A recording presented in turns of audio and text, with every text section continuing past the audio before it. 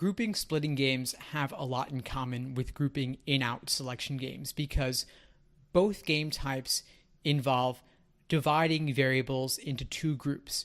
For an in-out game, the groups are in and out. For splitting games, they're perhaps group 1 and group 2, group A and group B, and both game types involve lots of conditional logic. If one variable is in one place, then where does the other variable go? So we have if group 1, then group 2, or if not group 2, then not group 1, and of course variations on each of those. Again, same ideas, which variables must be together, what cannot be together, what can be in one group, what must be in one group, what cannot be in one group, and how do those variables relate to each other, of course.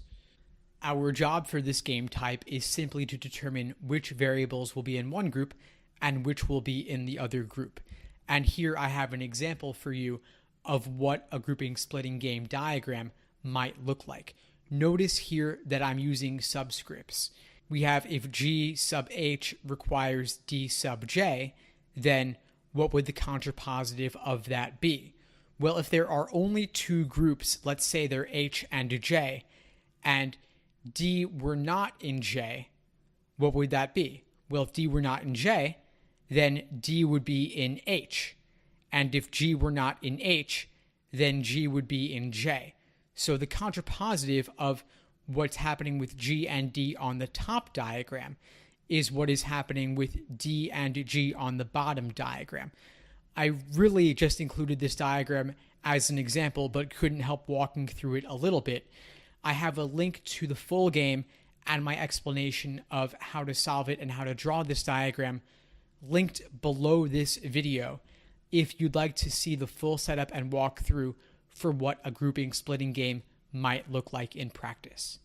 Grouping splitting games are not the most common game type, certainly.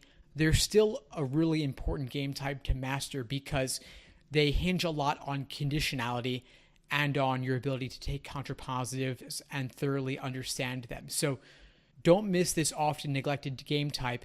It is important, and if you want to master logic games, you've got to be able to do grouping splitting games as well.